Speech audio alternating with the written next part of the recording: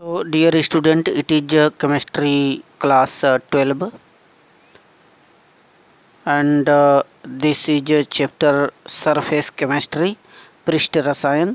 पिछले पार्ट में आप लोगों को केमिकल काइनेटिक्स तक कराए जा चुके हैं, जो कि ऑलरेडी चैनल पर अपलोडेड हैं। उसको जाकर के चेक करें और प्रिपरेशन करें। दिस इज सरफेस केमिस्ट्री, पृष्ठ रसायन। लुक्स इट, यूनिट 5, पृष्ठ रसायन, सरफेस केमिस्ट्री। पृष्ठ रसायन क्या है? रसायन विज्ञान की वह शाखा जिसके अंतर्गत हम किसी भी ठोस पृष्ठ की सतह का अध्ययन करते हैं, उसके सतह की प्रकृति का और उस पर घटित होने वाले तमाम भौतिक और रासायनिक प्रक्रमों का विश्लेषण करते हैं। उसे हम लोग पृष्ठ रसायन कहते हैं। करेक्ट। कोई भी ठोस पदार्थ हो, उस ठोस पदार्थ की जो सतह होती है, सरफेस होता है, उस सतह पर जो भी अणु या परमाणु पार्टिसिपेट करते हैं, उनके बीच जो भी रासायनिक प्रक्रियाएं होती हैं, उसका स्टडी हम सरफेस केमिस्ट्री के अंतर्गत करते हैं। ठीक है। जैसे आप लोग लोहे पर जंग का लगना एक सरफेस केमिस्ट्री के अंतर्गत आता है। देखे हैं, लोहे पर धीरे धीरे नमी की वजह से जंग लग जाता है। जंग का लगना भी एक रासायनिक प्रक्रम ही होता है, आयरन ऑक्साइड FiO, जो कि कलेक्ट हो जाता है उस ठोस पृष्ठ पर। तो ये हमारा पृष्ठ रसायन के अंतर्गत आता है। आइए आगे बढ़िए, इस चैप्टर में कुछ इम्पोर्टेंट टॉपिक्स की तरफ चलें। तो पृष्ठ रसायन, सरफेस केमिस्ट्री, आपको अवगत हो गए कि किसी भी पृष्ठ की सतह पर रसायन विज्ञान की वह शाखा जिसके अंतर्गत किसी भी ठोस पदार्थ के पृष्ठों की जो प्रकृति होती है और उस पर होने वाली जो भौतिक और रासायनिक प्रक्रियाएं होती हैं, वो हमारी सरफेस केमिस्ट्री में आती हैं।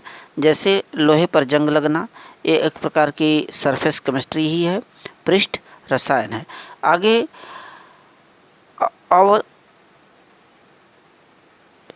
एडजॉर्प्शंस अर्थात अधिशोषण क्या है? Looks it. देखें, एडजॉर्प्शंस मीन्स अधिशोषण। अधिशोषण क्या है? कोई भी ठोस पदार्थ है, ठोस की सतह है, उस ठोस की सतह पर जो प्रकृति में तमाम अणु, मिट्टी के कण, धूल के कण जा करके या जल वाष्प जा करके बैठ जाते हैं, उसे हम लोग अधिशोषण कहते हैं।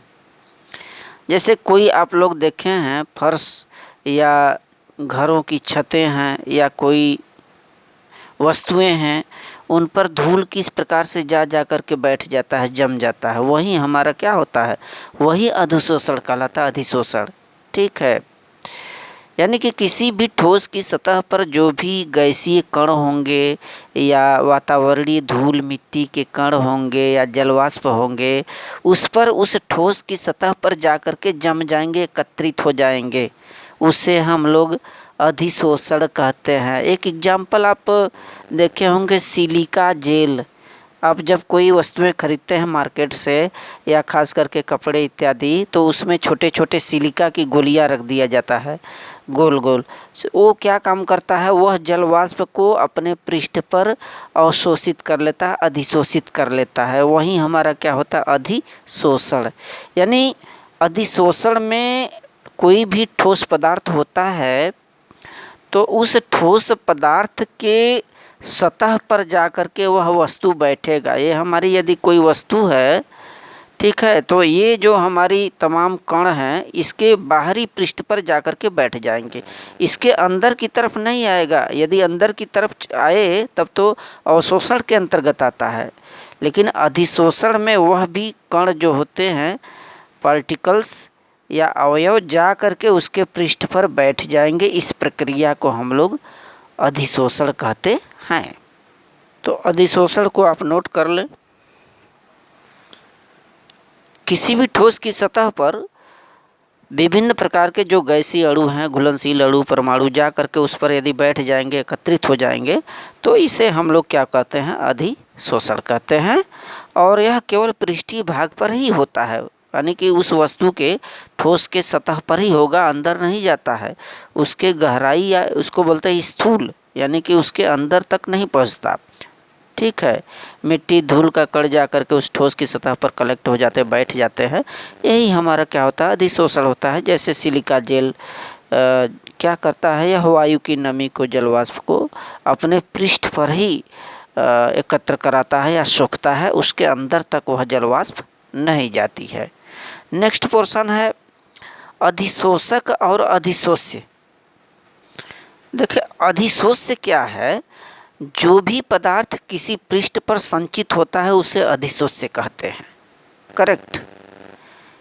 यानी कि कोई हमारा ठोस पदार्थ है, उस ठोस पदार्थ पर यदि धूल या मिट्टी के कण जाकर के बैठ जाते हैं तो धूल और मिट्टी के कण को हम लोग बोलते हैं अधिशोष्य, उसको बोलते हैं अधिशोष्य।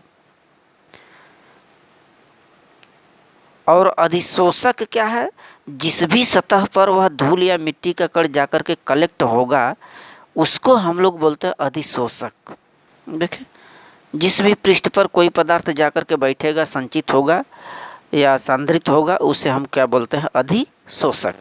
नेक्स्ट पॉइंट है, अगला पॉइंट है स्टूडेंट, अधिशोषण और अवशोषण में विभेद। ठीक है, अधिशोषण और अवशोषण में विभेद।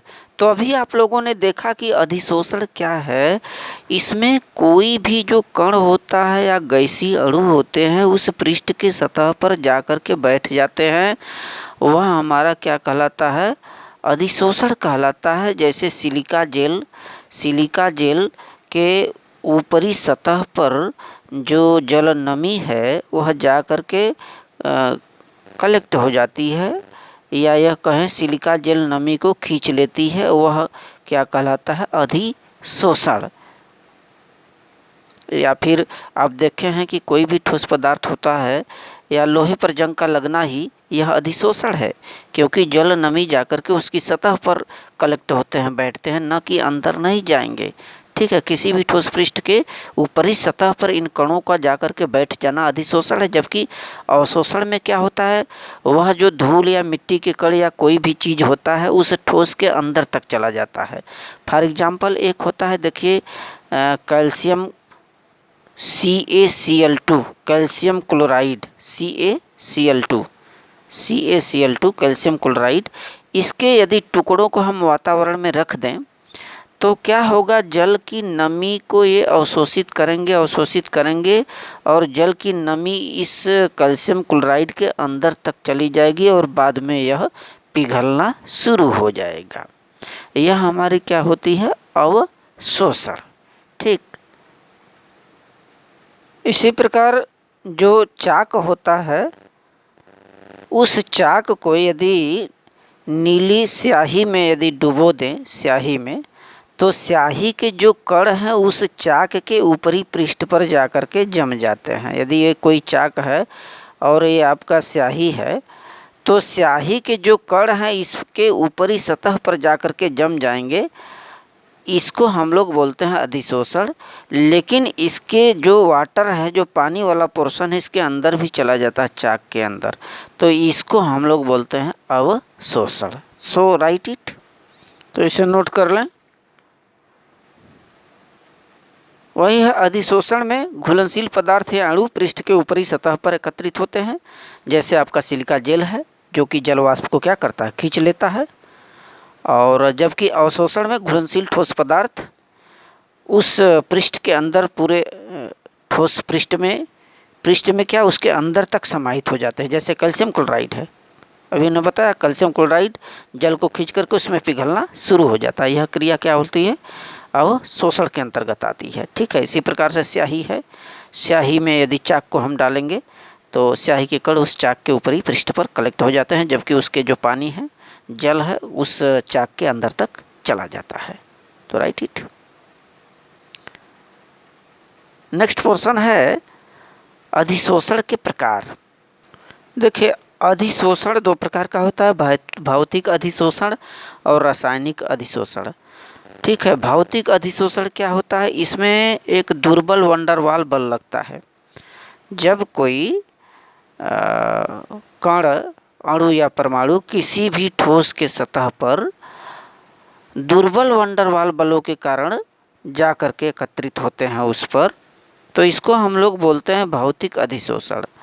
बट यदि कोई भी अणु या परमाणु या कण उस ठोस के सतह पर सहसंयोजक बंध या आयनिक बंधों के द्वारा जुड़ते हैं या आयनिक बंधों से कलेक्ट होते हैं, उस पर एकत्रित होते हैं, तो उसको हम लोग बोलते हैं रासायनिक अधिशोषण। तो भौतिक अधिशोषण और रासायनिक अधिशोषण के बीच जो डिफरेंस है, जो अंतर है, ये इम्पॉर्टेंट पॉइंट है, इसको आप लोग नोट करें। देखें, वही चीज़ है कि किसी भी ठोस पृष्ठ पर गैस का संचयन दुर्बल वंडरवाल बलों के कारण होता है, तो यह अधिशोषण क्या कहलाता है? भौतिक अधिशोषण। वंडरवाल ये फोर्स क्या है? वंडरवाल बल क्या है? देखिए, अणुओं या परमाणुओं के बीच जो फोर्स ऑफ अट्रैक्शन होता है, लगने वाला आकर्षण बल, उसको हम लोग बोलते हैं वंडरवाल बल। ठीक है, लेकिन यहाँ पर यह जो वंडरवाल बल है वह दुर्बल होना चाहिए, यानी कि बहुत कम लगना चाहिए उनके बीच फोर्स। तो यह क्या होता है? हमारा भौतिक अधिशोषण होता है। जब ठोस के सतह पर गैस के अणु या अन्य जो परमाणु होते हैं उसकी सतह पर रासायनिक बंधों से जुड़ते हैं, ठीक है, केमिकल बॉन्ड रासायनिक बंधों से जुड़ते हैं, तो इस प्रकार का अधिशोषण हमारा रासायनिक अधिशोषण कहलाता है। करेक्ट। अगला पॉइंट देखें, इसमें लिखा है कि भौतिक अधिशोषण दुर्बल वंडरवाल बलों द्वारा होता है। इसमें यानी कि दुर्बल आकर्षण बल लगता है। भौतिक अधिशोषण में दो अणुओं या अवयवों के बीच बहुत कम बल लगता है, दुर्बल वंडरवाल, फोर्स ऑफ अट्रैक्शन बहुत कम होता है। जबकि सहसंयोजक बंध में आयनिक बंध तो लगता ही है। इसमें रासायनिक अधिशोषण में सहसंयोजक बंध या आयनिक बंध से जो होते हैं अणु एक दूसरे को क्या करते हैं? अट्रैक्ट करते हैं, खींचते हैं, उसके द्वारा ये पृष्ठ पर कलेक्ट होते हैं। अगला अंतर है कि अधिशोषण की जो एंथैल्पी होती है, यानी कि जो इसमें एनर्जी होती है वो बहुत कम होती है, जबकि रासायनिक अधिशोषण में जो एंथैल्पी होती है बहुत अधिक होती है। नेक्स्ट पॉइंट है कि भौतिक अधिशोषण की जो प्रकृति होती है यह उत्क्रमणीय होती है और रासायनिक अधिशोषण की प्रकृति अनुत्क्रमणीय। तो उत्क्रमणीय का मतलब कि ये दोनों दिशाओं में जा सकती है, ठीक है, अग्र और पश्चिम दिशा में, जबकि अनुत्क्रमणीय सिर्फ एक दिशा में जाती है रासायनिक। और नेक्स्ट है कि भौतिक अधिशोषण बहुत कम ताप पर होता है, जबकि रासायनिक अधिशोषण उच्च ताप पर भी हो सकता है। और ताप बढ़ाने पर भौतिक अधिशोषण ताप बढ़ाने पर ये घटता है, करेक्ट, जबकि रासायनिक अधिशोषण ताप बढ़ाने पर बढ़ता है। नोट कर लें, काफ़ी इंपॉर्टेंट पॉइंट है, ये बोर्ड में आ चुके हैं। तो student, next part in the next video. So thank you.